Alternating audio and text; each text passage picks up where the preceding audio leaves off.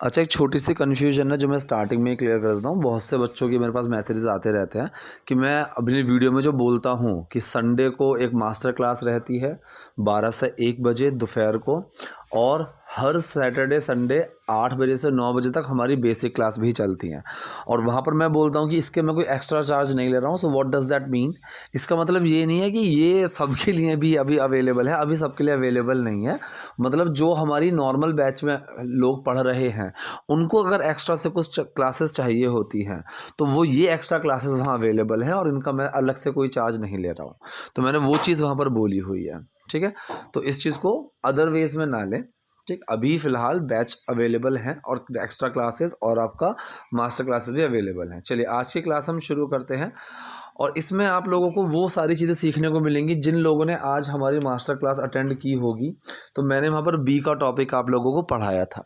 तो बी के हमने काफ़ी सारे यूजेस देखे थे, और आज इस वीडियो में आपको कई सारे बी के यूजेस मिलेंगे। चलिए ठीक है। पहली लाइन है, ये कहता है कि इतना अमीर होना कभी कभी मेरे लिए समस्या बन जाता है। इतना अमीर होना, अब यहाँ पर किसी कंडीशन में रहने की बात चल रही है। जेरेंड या इन्फिनेटिव फॉर्म है ये बी की, ठीक है। तो यहाँ पर बीइंग आएगा इसीलिए। सो बीइंग सो रिच, इतना अमीर होना, ठीक है। अगर कोई काम करने की बात आती है तो वहाँ पर प्लेइंग या फिर टू प्ले का यूज़ होता है कि playing cricket is good for health, cricket खेलना हेल्थ के लिए अच्छा है, या फिर टू प्ले क्रिकेट। लेकिन अगर कंडीशन की बात आती है कि इस कंडीशन में होना या इस कंडीशन में रहना, वहाँ पर यही चीज़ें आपको समझ में आनी चाहिए कि वहाँ पर बी का यूज़ होगा, और बी में भी आईएनजी लगता है कि बीइंग सो रिच, इतना अमीर होना। जैसे मैं कहूँ कि देखो कॉन्फिडेंट होना सही है, लेकिन ओवर कॉन्फिडेंट होना गलत है। तो बीइंग कॉन्फिडेंट या फिर to be confident is good, but being over confident is not good, ठीक है। सो बीइंग सो रिच, इतना अमीर होना कभी कभी मेरे लिए समस्या बन जाता है। ये हुआ present indefinite sentence.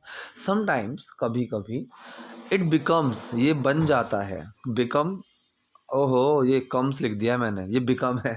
It becomes a problem for me, तो कभी कभी ये मेरे लिए समस्या बन जाता है। तो पूरा हमारा सेंटेंस क्या बना? इतना अमीर होना कभी कभी मेरे लिए एक समस्या बन जाता है। Being so rich sometimes it becomes a problem for me.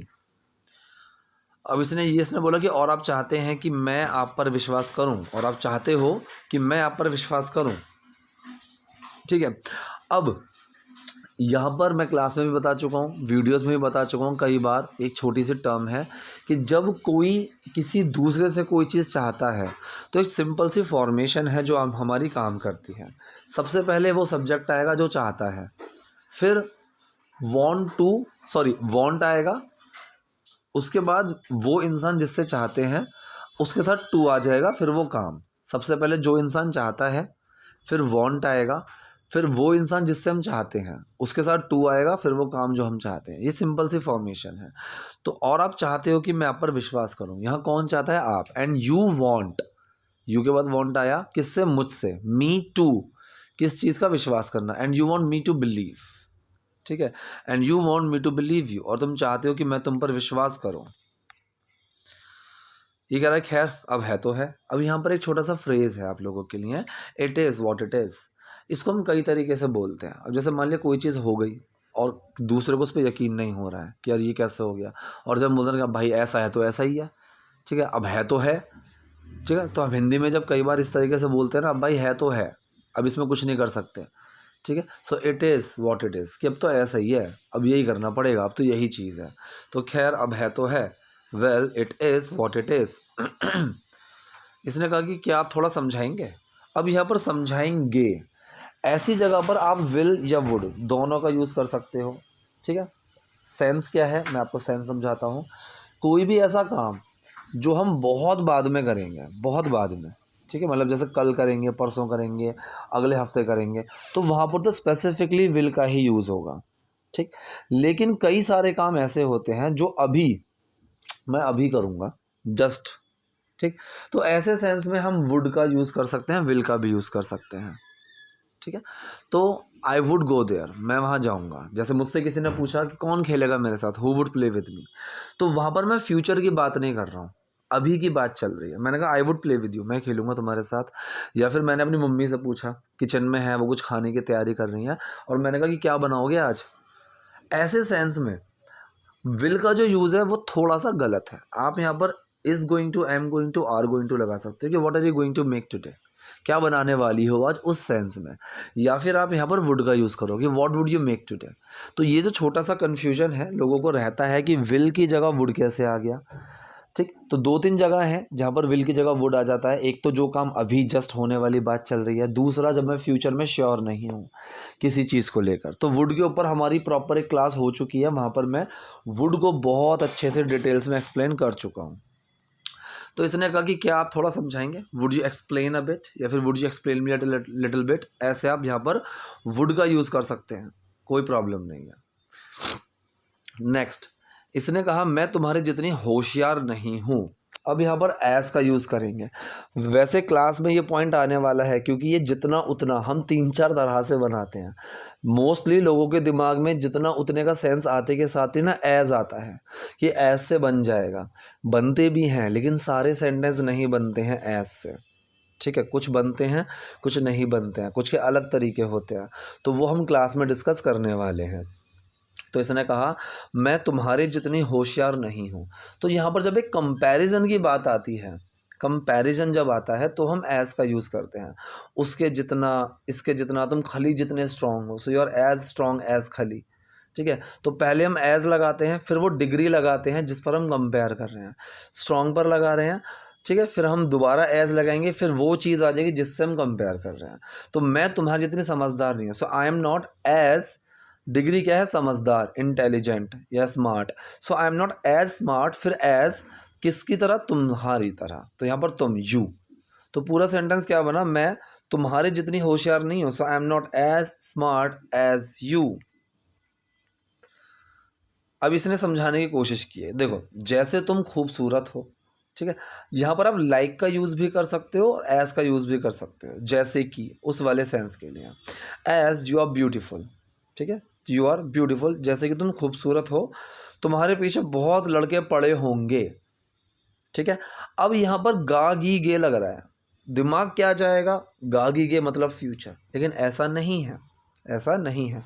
तुम्हारे पीछे बहुत लड़के पड़े होंगे, एक अंदाज़ा लगा रहे हैं। तो हम यहाँ पर क्या यूज़ करेंगे, मस्ट का, मे का, माइट का, हम यहाँ पर इनका यूज़ करते हैं। तो तुम्हारे पीछे तो बहुत लड़के पड़े होंगे, so there must be many boys, there must be. ठीक है, वो तो बहुत स्ट्रांग होगा, so he must be very strong. Future की बात नहीं चल रही है, प्रेजेंट में अंदाज़ा लग रहा है। So there must be many boys after you, कि तुम्हारे पीछे तो बहुत लड़के पड़े होंगे। There must be, he must be very strong, वो तो बहुत स्ट्रांग होगा। फिर तो अंदाज़ा जब लगाते हैं तो मे, माइट, मस्ट का यूज़ कर सकते हो, और आप चाहो तो यहाँ पर वुड का इस्तेमाल भी कर सकते हो कि यू वुड बी, या फिर there would be many boys after you. आप यहाँ वुड का यूज़ भी कर सकते हो, कोई दिक्कत नहीं है। तो पूरा सेंटेंस हमारा क्या बना, तुम्हारे पीछे बहुत लड़के पड़े होंगे, so there must be many boys after you. After का यूज़ पीछे पड़ने के लिए भी होता है, और तुम्हारे लिए ये पहचानना मुश्किल होगा, इट मस्ट हार्ड। यहाँ पर भी एक छोटी सी गलती हो गई है, इट मस्ट बी हार्ड, क्योंकि यहाँ पर भी स्टेट ऑफ बीइंग की बात चल रही है। सो it must be hard, must का यूज़ आप कर सकते हो किसी एक्शन के साथ, लेकिन तुम्हारे लिए मुश्किल होगा। यहाँ पर मुश्किल होगा कोई एक्शन नहीं है, ये स्टेट ऑफ बीइंग है, कंडीशन है, और ये तुम्हारे लिए मुश्किल होगा। And it must be hard for you to identify, पहचानना। अब ये मैंने बताया हुआ कि ना, नी, ने का जब इस तरह से सेंस आ जाए, ये काम करना, वो काम करना, तो हम वहाँ पर टू का यूज़ करते हैं या फिर नॉर्मल आईएनजी लगाते हैं। क्रिकेट खेलना हेल्थ के लिए अच्छा है, so playing cricket is good for health, या फिर to play cricket is good for health.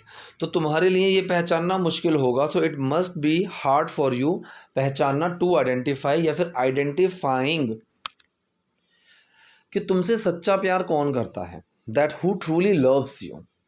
ठीक है, अब देखो यहाँ पर ये क्वेश्चन मार्क जो हिंदी में लगा हुआ है ना, इसको इग्नोर करो, ये गलत है, मतलब गलती से लग गया, छोड़ दो, क्योंकि ये सवाल नहीं पूछ रहा कि तुमसे सच्चा प्यार कौन करता है।